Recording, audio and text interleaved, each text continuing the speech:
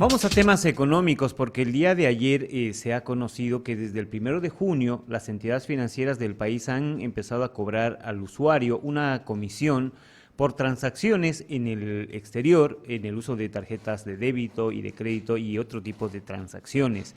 Esto ha llamado la atención porque, según algunos especialistas, hay un descuido en la regulación de la ASFI que ha provocado que estos cobros sean entre el 3 y el 15%, lo que puede afectar también el tema de los negocios que se hacen con la importación y exportación de algunos productos en el país, en un momento crítico donde la economía parece que todavía no tiene una salud buena.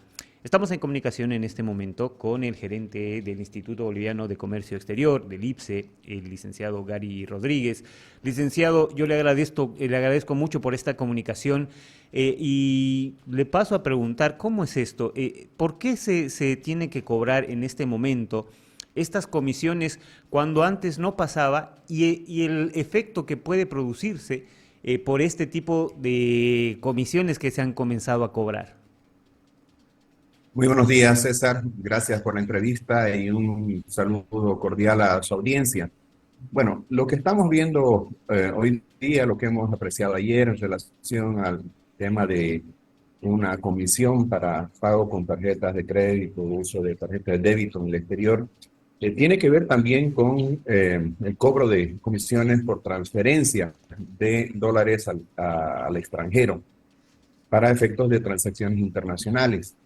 Y claramente esto es un reflejo de la situación que se está dando en el país, en el sistema financiero en relación al dólar.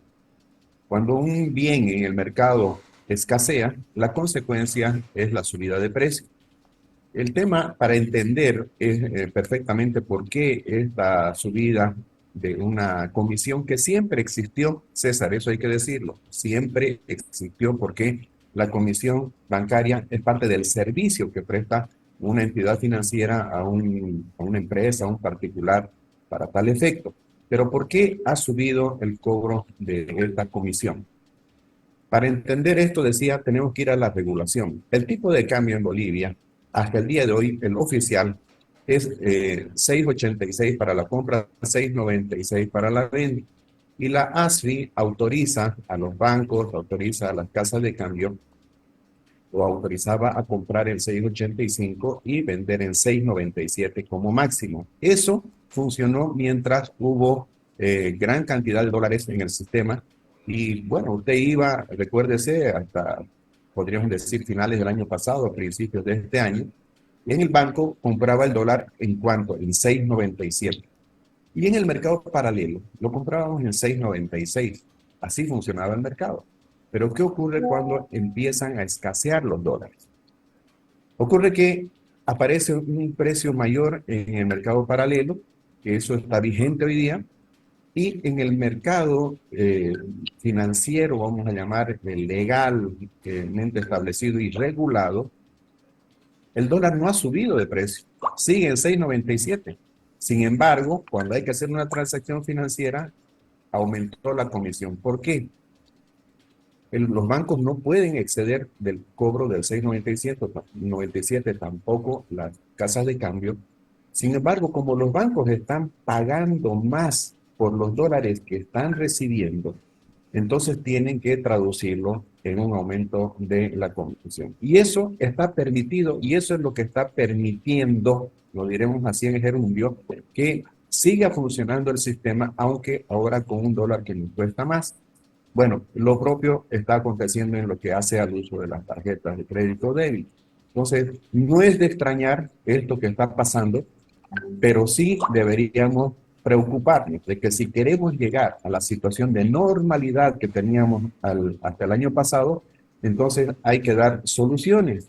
Y desde nuestra institución dimos 5 recomendaciones públicas, las hicimos conocer a través de una conferencia de prensa en La Paz, ante más de 40 medios, es de público conocimiento, para que en este país otra vez abunden los dólares y con ello baje el precio en tanto en el sistema financiero, disminuyendo la comisión como en el mercado paralelo. Antes de entrar a estas recomendaciones, que me gustaría que las rememoremos para que la gente las conozca, yo quiero consultarle algo que tiene que ver con lo que usted nos explica.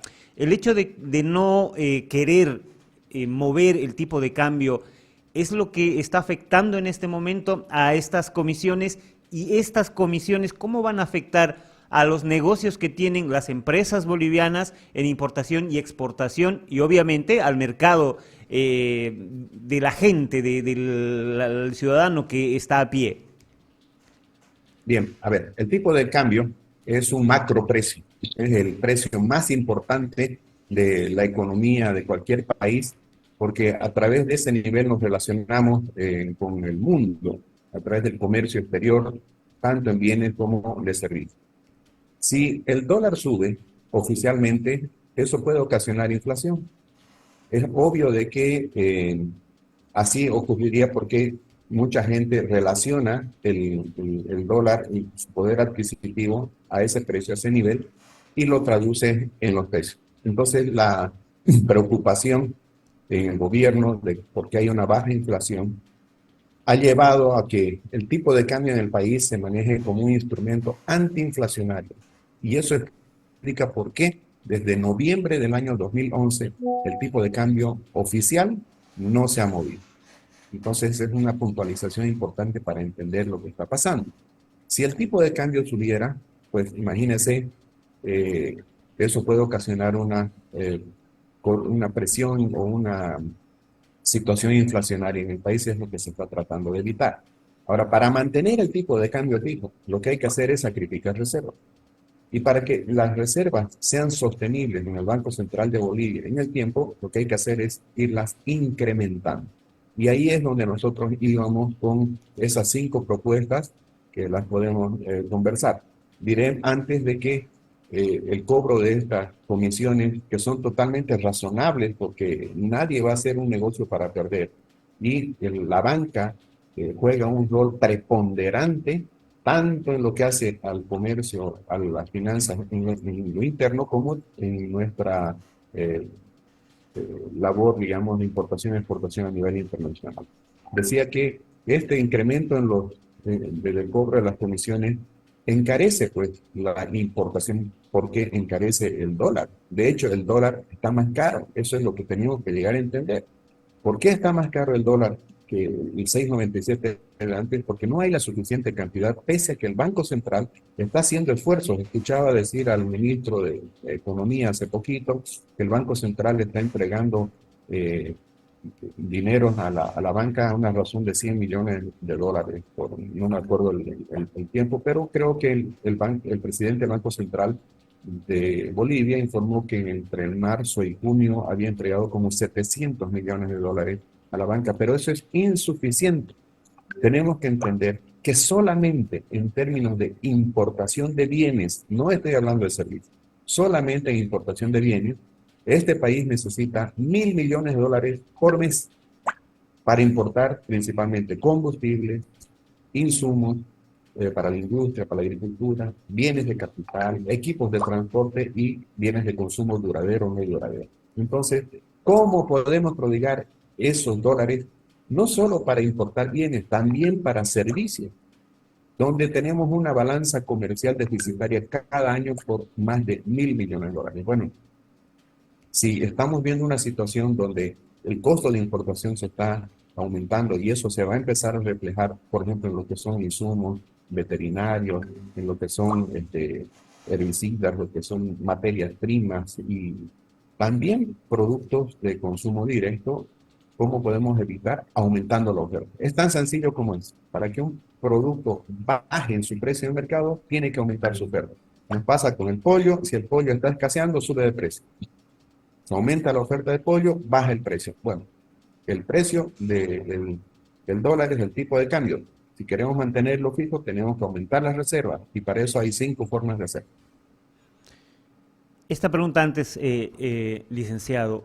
Entonces, ¿estas comisiones van a afectar también en la inflación? Es decir, ¿es simplemente un maquillaje? Bolivia es fuertemente dependiente de la importación de bienes, ¿no? Y de servicios. Hay disparadores de inflación, ¿no? Un disparador es el precio de los combustibles. Recuérdese lo que pasó en el año 2010, en diciembre. Ujú. El gobierno intentó subir el precio del diésel, de gasolina, todo subió de precio, el gobierno tuvo que retroceder, bajó otra vez la gasolina a 3.72 bolivianos el litro, el diésel a 3.74 y no se ha movido desde ahí. Pero ¿eso qué significa? Un costo de subvención anual que el año pasado nos ha significado 1.700 millones de dólares. Por otra parte, los alimentos están regulados en su precio. Entonces, por esa parte no podría haber inflación, pero ¿qué es lo que va a haber? Va a haber una afectación al sector productivo porque sus costos van a subir.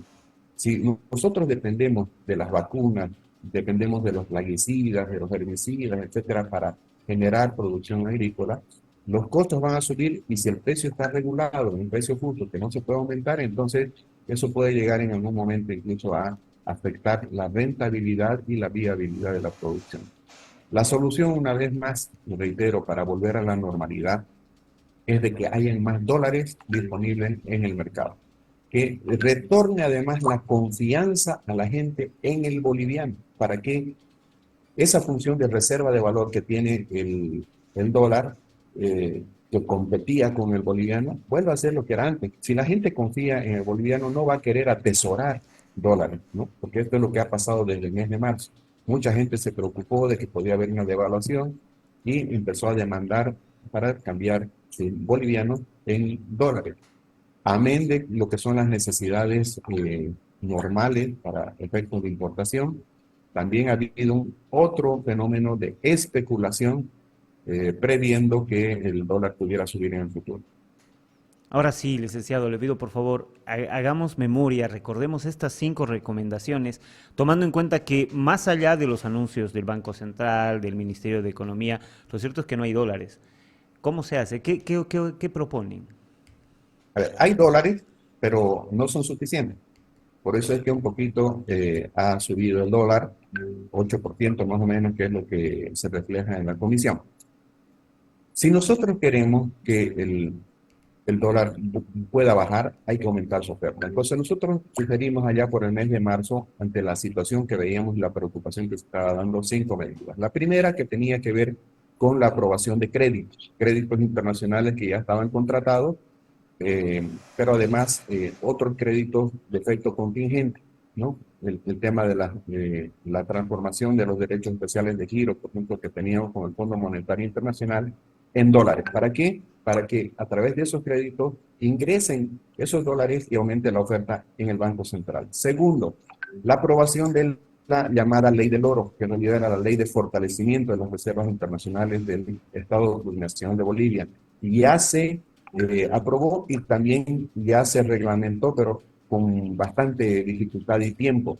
¿Para qué queríamos que se apruebe esto? Para que el Banco Central pueda comprar oro en bolivianos y reponer las reservas de oro monetario que se debían monetizar, que se debían transformar en dólares.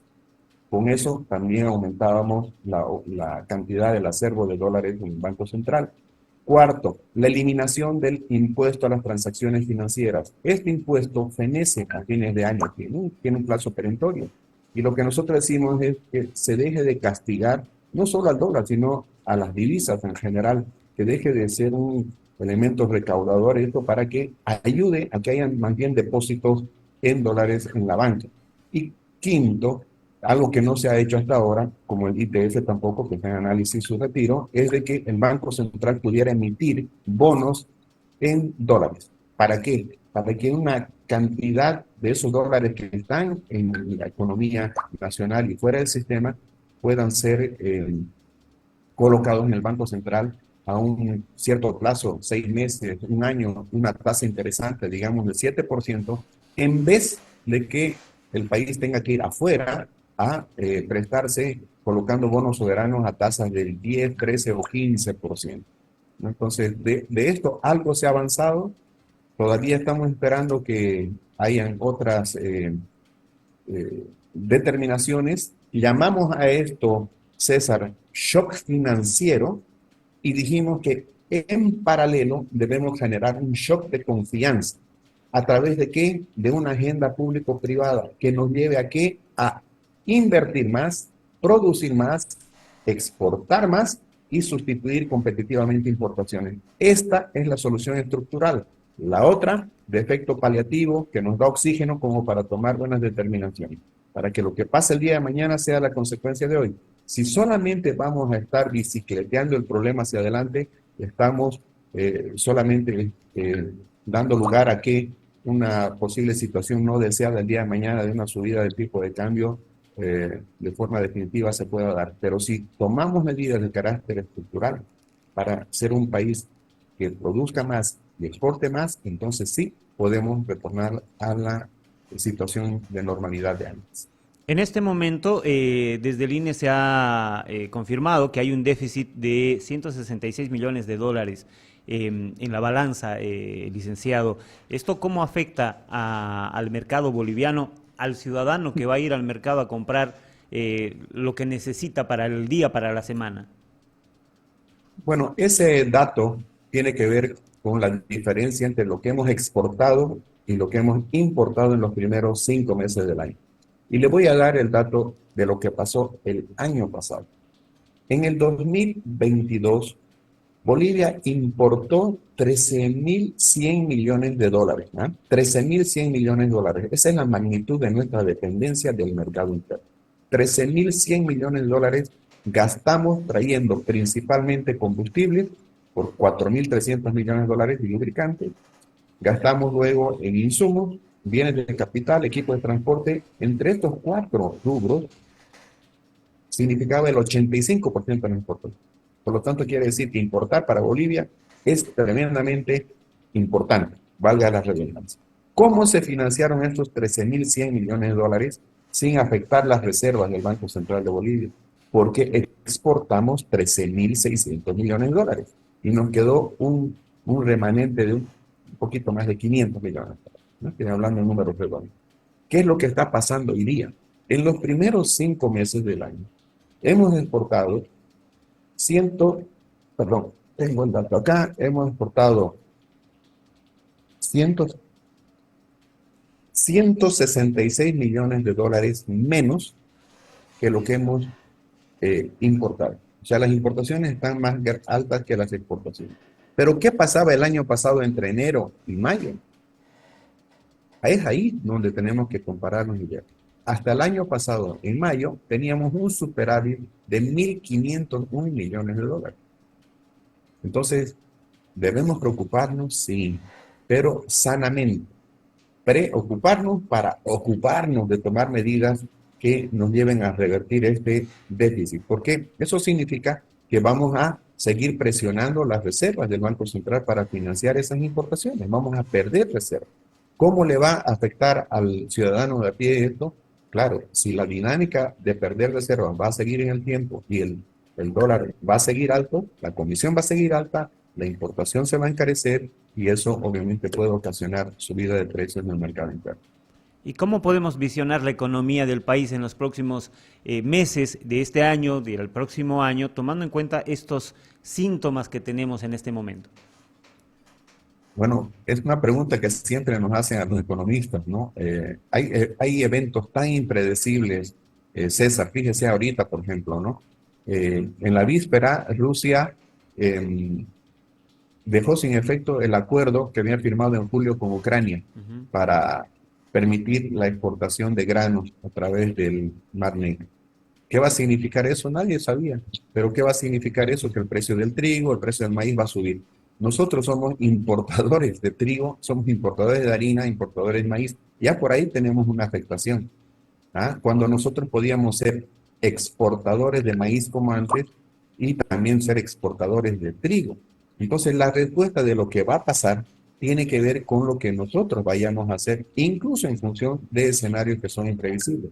Y para eso que hemos demandado algo tan sencillo y básico, que es hablar, dialogar, tender puentes, restaurar la confianza entre el sector público y privado como antes, armar una agenda público-privada con visión y responsabilidades compartidas hacia adelante. Yo tengo que leer los números Los datos que nos dan desde el INE en lo que respecta al comercio exterior no son auspiciosos. El 65% de los principales productos de exportación del país han caído de precio. Eso está significando una disminución muy notable, tanto en valor como en volumen. Y reitero, si la estabilidad monetaria, la estabilidad de la economía tiene que ver con el tipo de cambio, debemos preocuparnos doblemente por producir más y exportar más para que el día de mañana no tengamos que estar lamentando situaciones no deseadas. Licenciado, yo le agradezco por este tiempo y por la explicación que nos ha dado. Muchas gracias. No, el agradecido soy yo. Muchas gracias. Bendiciones. Hasta luego. Muchísimas gracias.